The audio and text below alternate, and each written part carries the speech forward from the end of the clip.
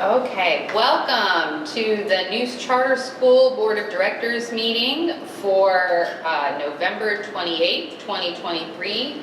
I will call the roll to establish a quorum. Nicole? Here. Michelle is not here. Jason is not here. Jeremy? Here. Lindsay? Here. Benji? Here. Paul is not here, and I am here. So, having established a quorum, I hereby call this meeting to order at 6:02 p.m. Next, I will read our ethics statement. Conflict of interest reminder per North Carolina General Statute 138A-15E. Board members are reminded that it is our duty to avoid conflicts of interest and the appearance of conflicts of interest as we handle the work of this board. Does any member of the board know of any conflict of interest or any appearance of conflict with respect to any matters coming before us at this meeting? If so, please state them for the record. If during the course of the meeting you become aware of an actual or apparent conflict of interest, please bring the matter to the attention of the chair. It will then be your duty to abstain from participating in discussion on the matter and from voting on the matter. All right. Next order of business is to approve the October 2023 meeting minutes.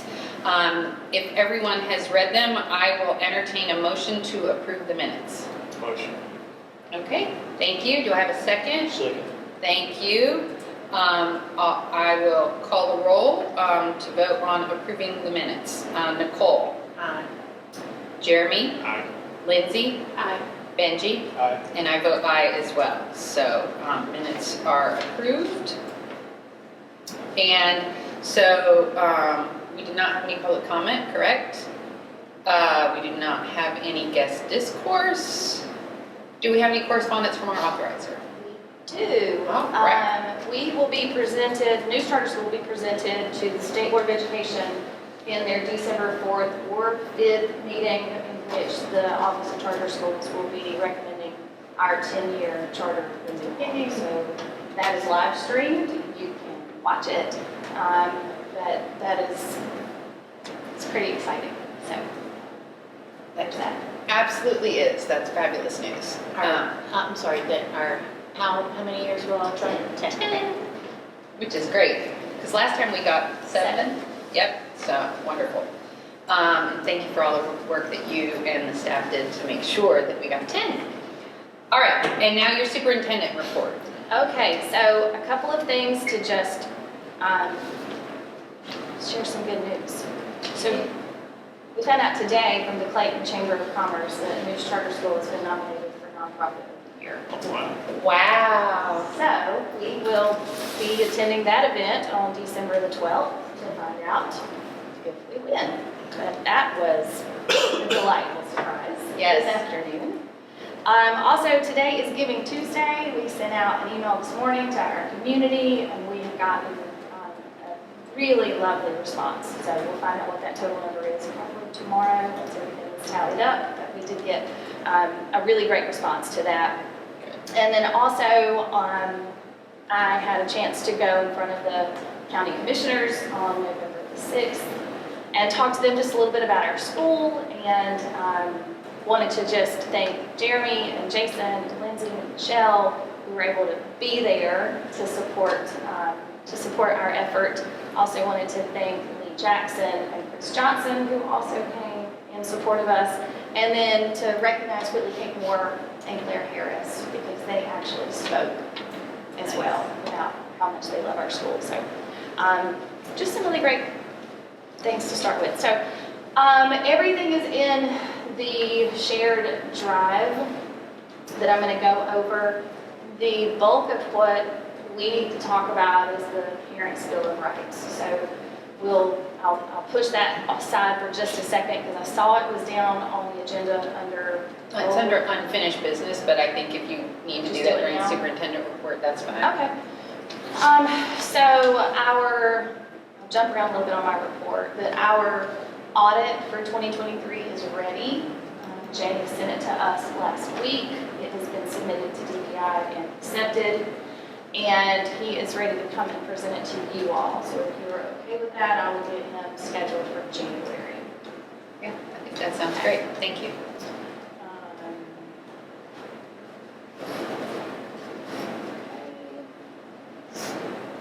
The next thing is that there was a request for me to dig a little bit more into the information about our EC program after the October meeting when I did the information about the data. So in the shared drive on the superintendent's report, there's a link that you can click on, and it just says EC subgroup data follow-up. And I'm just going to go over that with you all briefly. I'm going to start on the second page of that document. It looks like this. It's got the colors on it. This is the information from the testing data from last year. And so what this is the subgroup of our students that have been identified with a disability. And it is the test and their growth measure.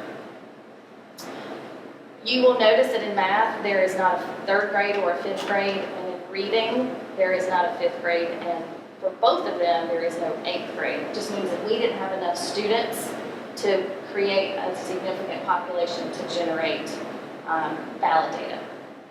So you can see all of that green, but I'm going to explain it to you just a little bit. So the growth index is the fourth column. And essentially, we want to see all green or all blue. We don't want to see any red. We don't, which is fantastic. It's showing that our students last year that were in this subgroup met the expected growth across the board for all of these tests and all of these grade levels. But the range is from -2 to +2. That's through green. So when you see these growth measures, anything, you see that they all land in between -2 and +2. Blue is exceeding growth. That's anything above a +2. So we got a little bit close to it in 7th grade reading at 1.59, but for the most part, we were kind of right in the middle, and we almost got a little too close to that -2 in 6th grade reading with a -1.61.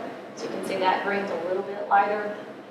But for the most part, our students with disabilities subgroup last school year did really, really well. So this year, the first page shows you our current EC head count, which is 85 students. 85 students who have an IEP or an individualized education plan. And I broke that down so you all can kind of see what is represented in that head count. So autism, developmentally delayed, hearing impaired, intellectually disabled on a minor scale, intellectually disabled on a moderate scale, significant learning disabled, other health impaired, and speech impaired. So you can see those are all of the disabilities that are represented in that 85 head count. And so to give you a little bit of idea of what that looks like on a campus level every day, 15% of those students receive EC services 100% of the day, which means that they are self-contained. 24% receive EC services 75% of the day, which means a portion of their day they take elective courses or they work within an inclusion setting within the general ed classroom. 22% of those students receive EC services 50% of the day and are in regular general ed classes 50% of the time as well. And then 54% of our students receive EC services 25% of the day or less. It just gives you an idea of what the caseload looks like for our EC staff and for our teachers and for our students. In addition to that, 20% of our students receive speech and language services in addition to their other services. And 22% receive occupational therapy services as well. Those are services that we provide on campus through third-party mentors. So that just gives you all an idea of the current head count for our school and the disabilities that we are serving. And we are hopeful to see even more green and blue at the end of this school year. And that's 85 individuals K-12. still a lot, given our population. Or is that, It is about 16%. and is that like on par with other schools, or is that lower, higher population? I I'm would just say curious. it's lower. Seems, yeah, okay. Yeah, it's lower than other schools, but also because we have such a small school to begin with. Yeah. And to look at that and see out of that 85, 15% of them are self-contained all day. There's certainly a lot of service time that is being provided to our kiddos. And our teachers and our AC team are just exceptional. Our AC director, I could not speak more highly of. Jamie Johnson is amazing.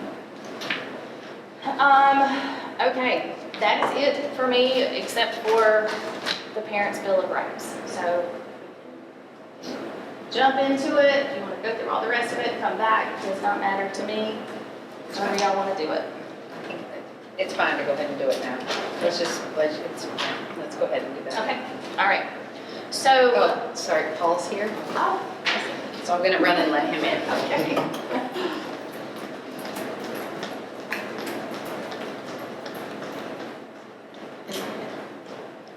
So while they're getting here, in regards to the attachments in the drive, do you have a particular attachment?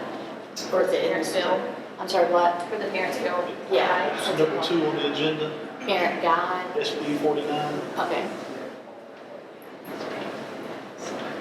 number 2 on the superintendent report, sorry.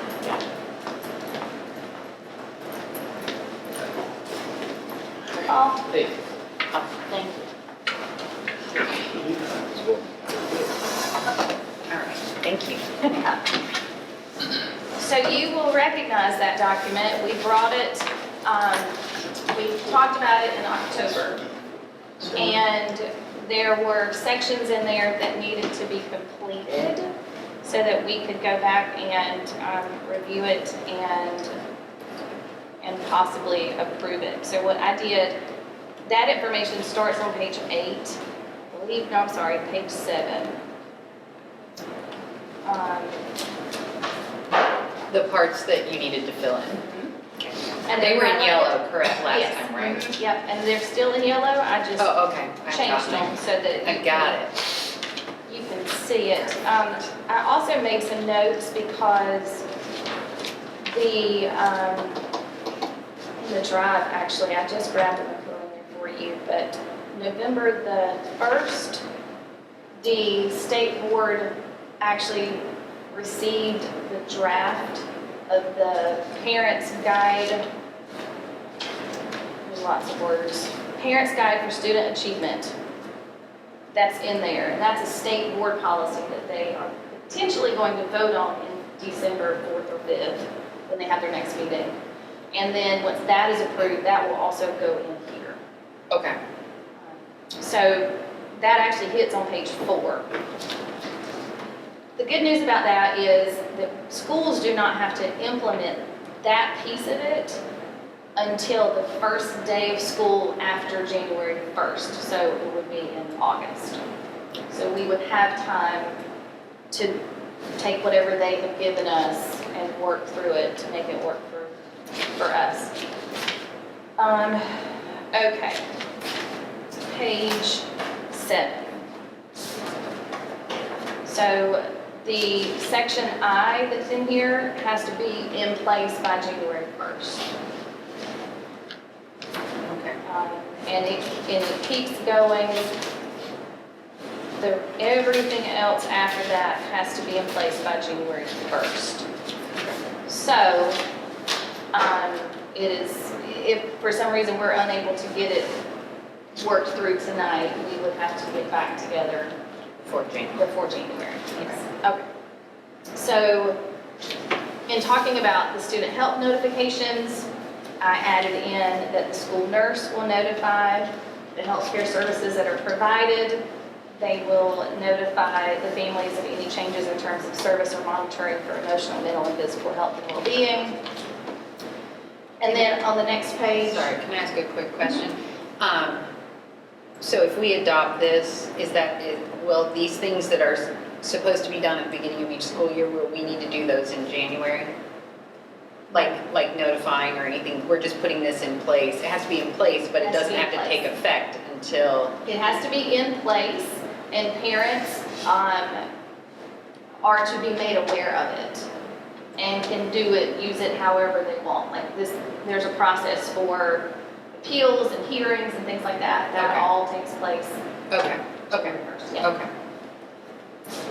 So the next page on page 8, B and C are connected to the school counselors in terms of they'll notify them if there's any well-being questionnaires or health screening forms, and how they can get access to those. School counselors will provide a change prior to any changes in pronouns.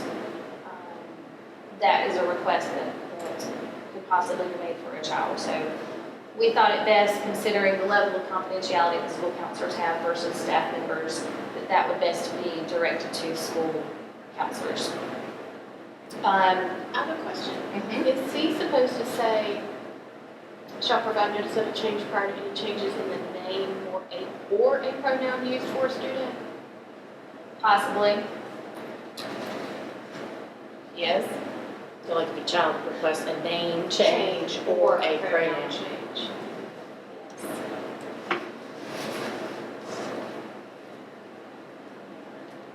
Page 8. C. 4C. Okay, I got it. All right, so can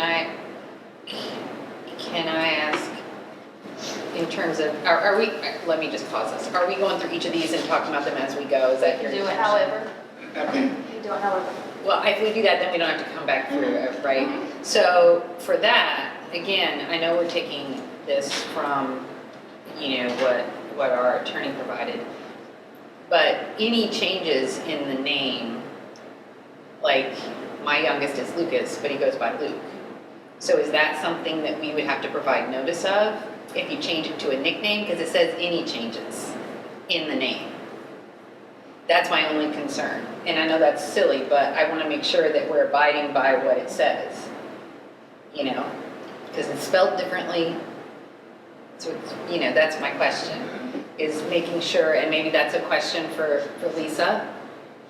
Well, I've asked that question, Okay, and the response is, if I say I want to be called Paul, Yeah. and I'm Melissa, that's a notify parents. okay, So maybe the way that should be worded is prior to any changes in the name that Or you could say- reflects a different, or material changes or something, because if you ask to be called Missy instead of Melissa, I would think that's not a material change. I Right. don't know, I'm not a lawyer, but I'm just trying to figure out so that we make sure that we don't say we're gonna notify people and not.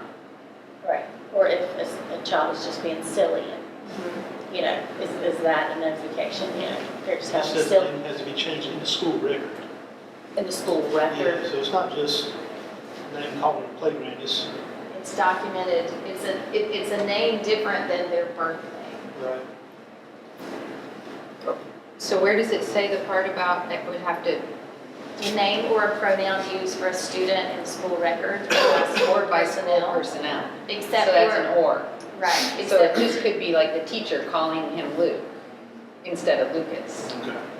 Okay. I'm not trying to say I wouldn't want to be notified, like he goes by both names, and I'm just using that as an example because I know, but they're two different names. I was called Missy on one. Right, yeah.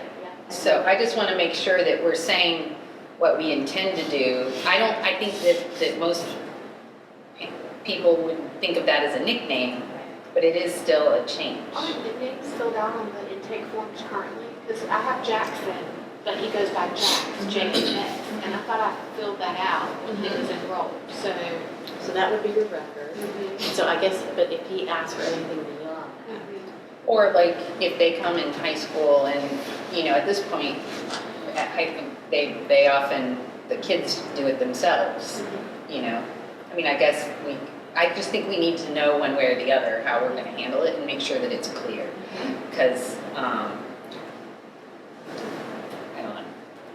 I'm sure that, I know that's sort of being very specific, but I wanna make sure that No, that we're all really question clear. came up whenever we talked about it as a staff as well. Mhm. And so when I talked to Lisa about it, she said it is a name that is, I guess, significantly different than the birth name. Okay. So maybe how to word it. And I think it is a good point that, those kids who do have nicknames, we do put those on in the school record, so, it would be beyond that.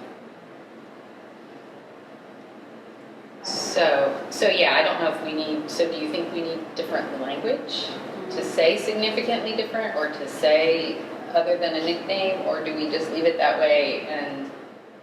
I think it would be easier for those that are implementing the policy to have it more spelled out. I agree.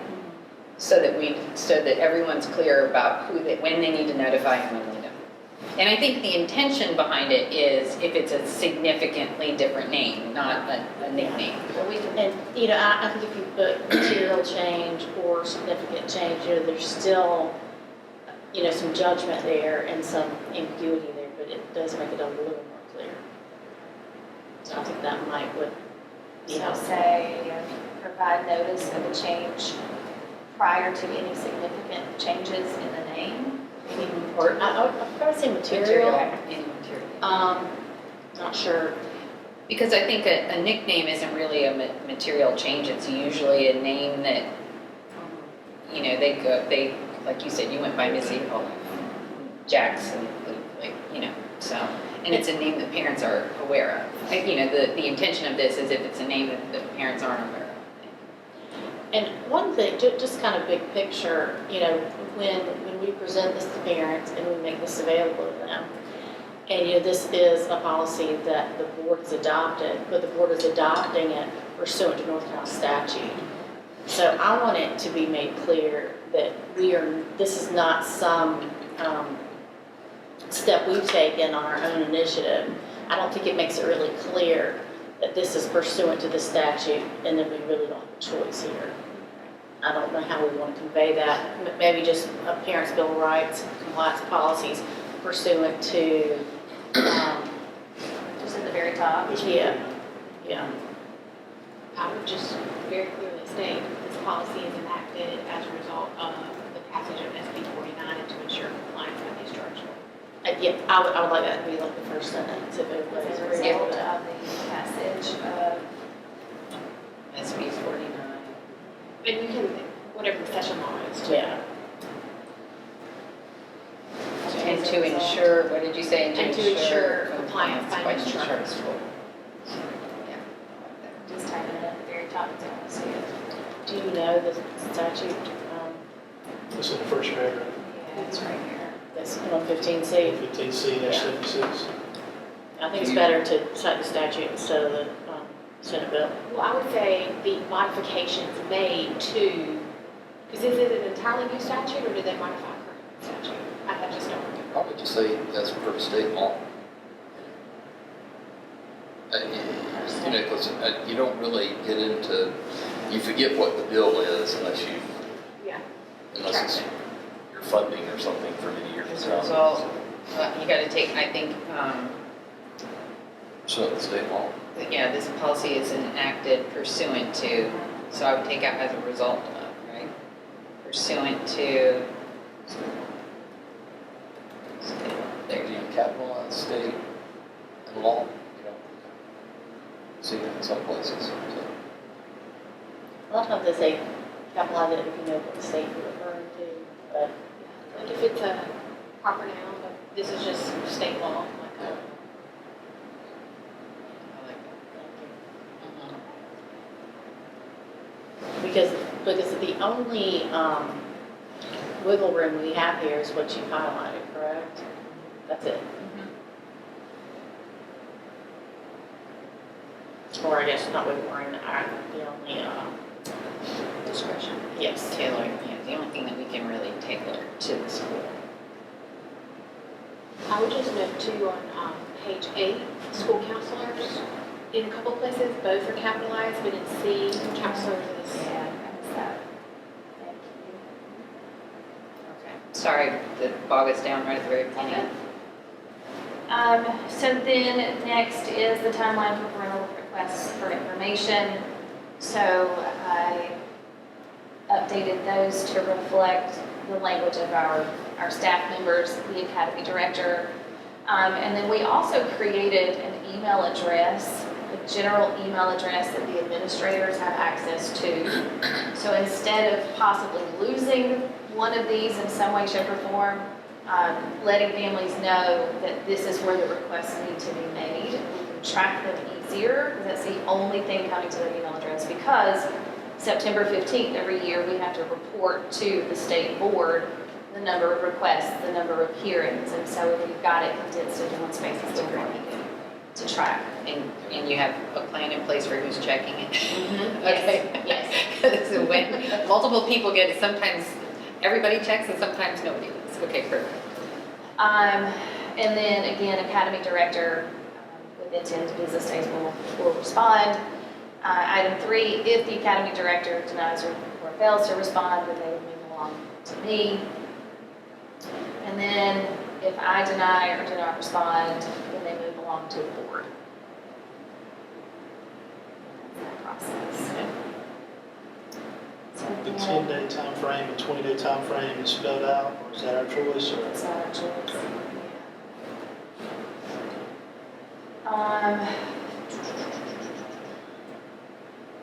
Page 10 is the next section, procedures and remedies for parent concerns. Again, you see that email address. In item 2, within 7 business days of receiving a concern, the superintendent's designee, because that may not necessarily be me, it may be an academy director, it may be a school nurse, it may be a school counselor, it just depends on what the concern is. It may be the instructional coaches, it could be a variety of different things. So that was what I thought was best to fit there. And so that'll be based on what the request or concern is? Okay. And then on the next page, schools policy on curriculum, textbooks, supplementary material, and library materials. It says parent participation, strongly encouraged. And then I went in and specifically noted in our student handbook where these pieces of information are that they can use in terms of how to help their children, encourage cooperation. That is on page 7 for homework, pages 8 through 23 for discipline. Sorry, that's not supposed to say discipline, that's supposed to say attendance.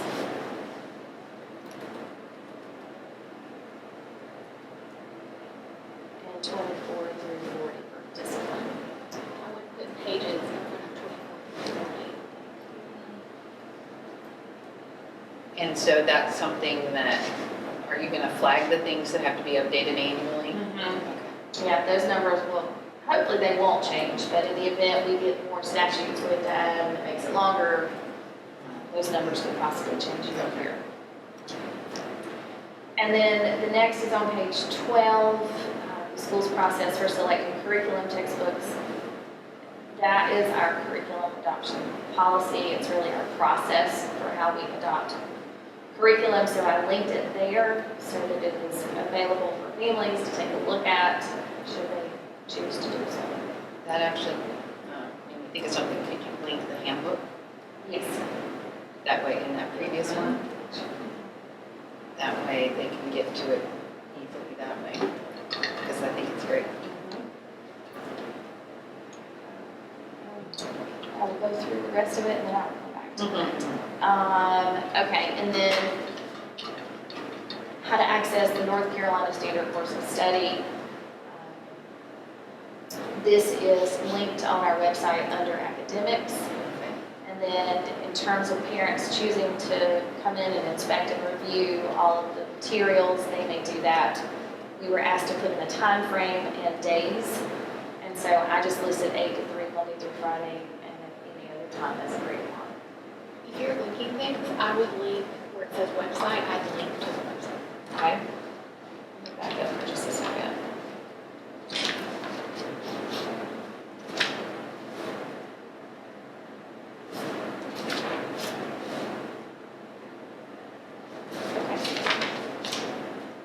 And then this is the process for library checkout and notifications.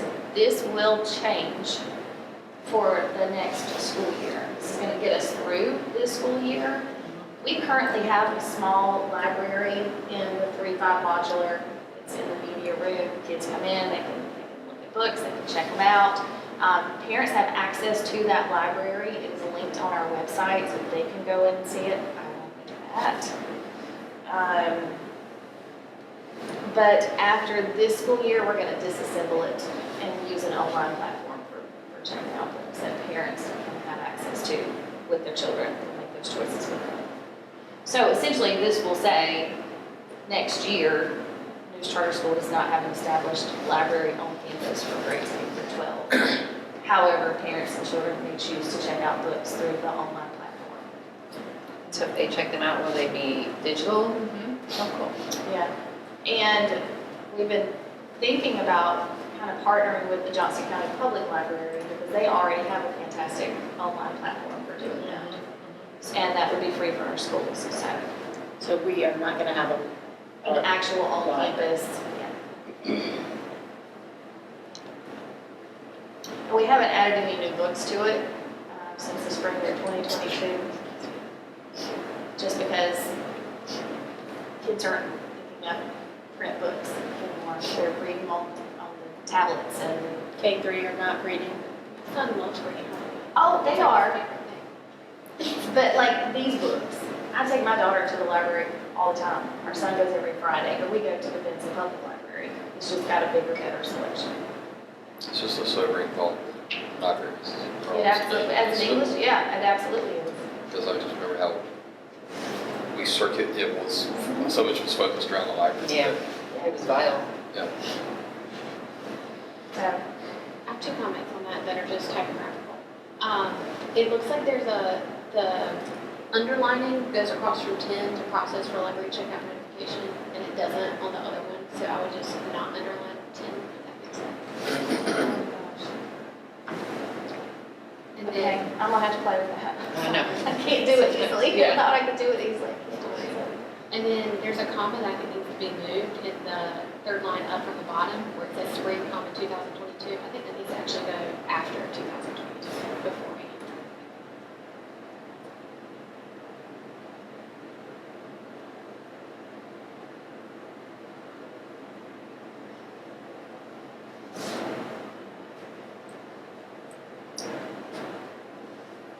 Next is the process for parent challenges to textbooks and supplementary instructional materials. In item 3, again, you see that email address. Again, that's the requests for challenges to anything will be directed to that email. They can also mail it to our school or he'll deliver it if they choose. And then the rest of those are just all under the superintendent's direction. So superintendent or the designee shall review the challenge and respond within 10 days. And this is where they can go to the state board if they don't like the decision of the superintendent or the response. They can go to the state board. Noting that there's no hearing in front of the state board based on an appeal from the school about a challenge, but they'll look at the written documentation and make a decision.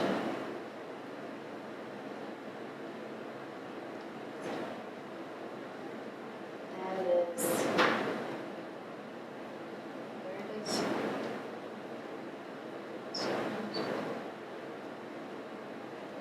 Where does it Did I say state board, school board?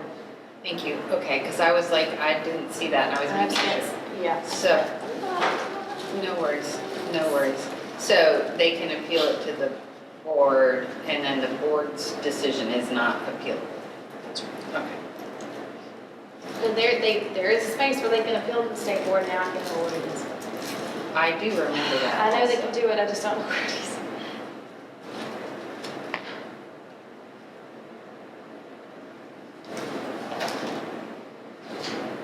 I know why it's not in there. It's right here. It's part of the policy that they're trying to write. Okay.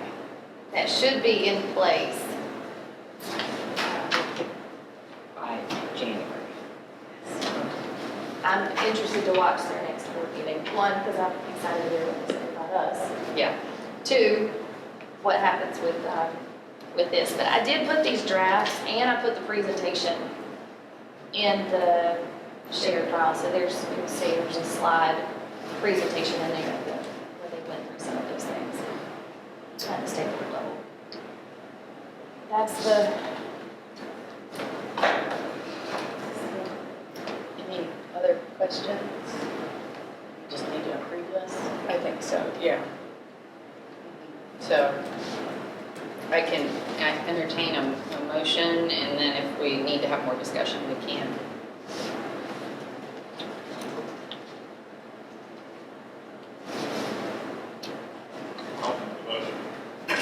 Okay, okay, thank you. Correct, sure. I'm gonna make it look for you. As provided with corrections. Yes, with the corrections thing. A second, Second. okay. All right, now, any discussion, other questions before we vote? You said there's going to be an amendment to add in the part that is going to be approved in January, so there'll just be a placeholder until that point? Okay. Is there a placeholder in there? for There it? is, Oh, okay. I didn't see it. I think you said on page 4, right? it is, Cool. yep, on page 4. I got you. Okay.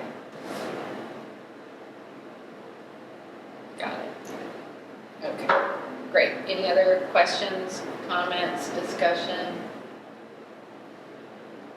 This has to be posted by January 1.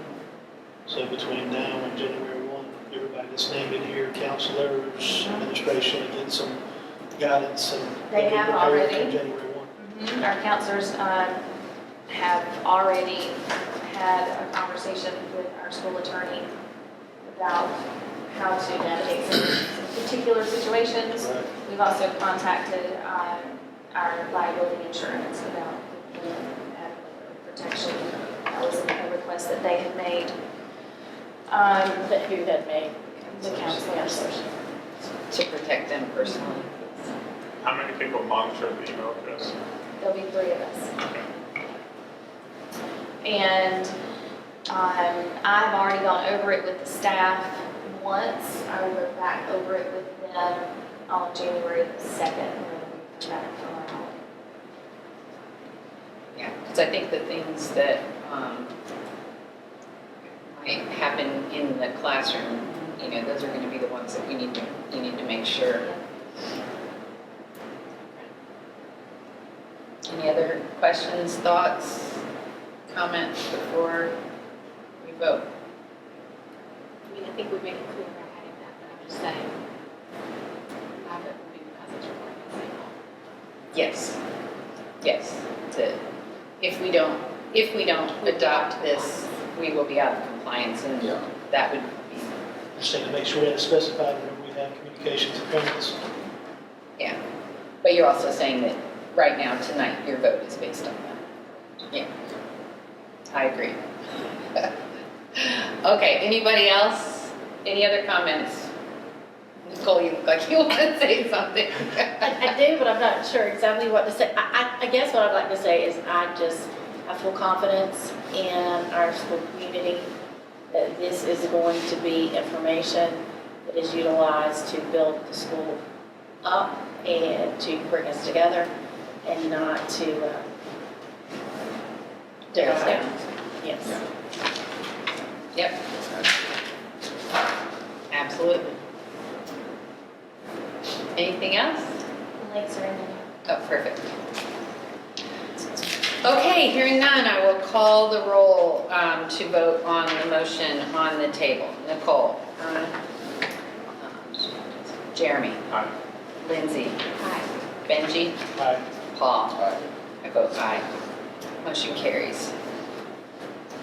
Thank you for all the work on this. I know this, just getting to this point has been a challenge. Implementing it will be a challenge, and whatever you need from us, you let us know. Thank you. Yeah, absolutely. Okay, that's the end of the superintendent's report, right? Yes. Anything financial report? Yes. So,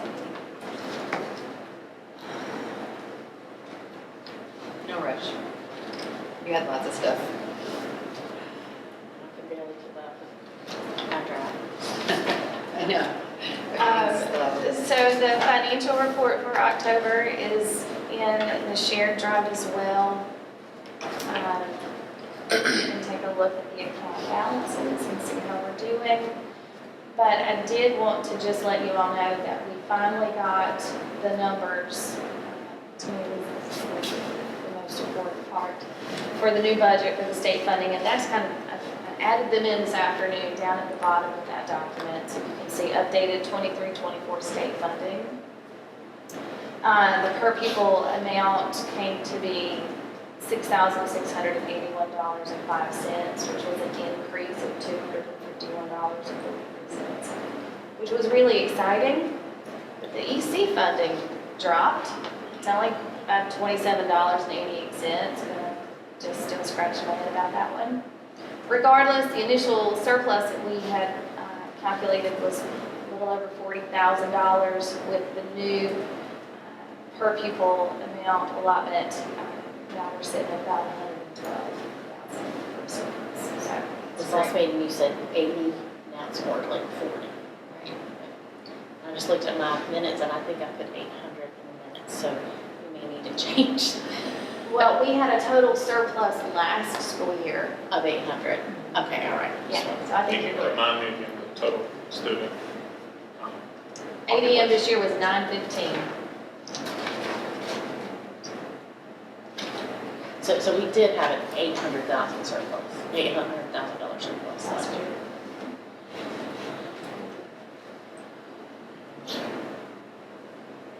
Is the EC in addition to the per?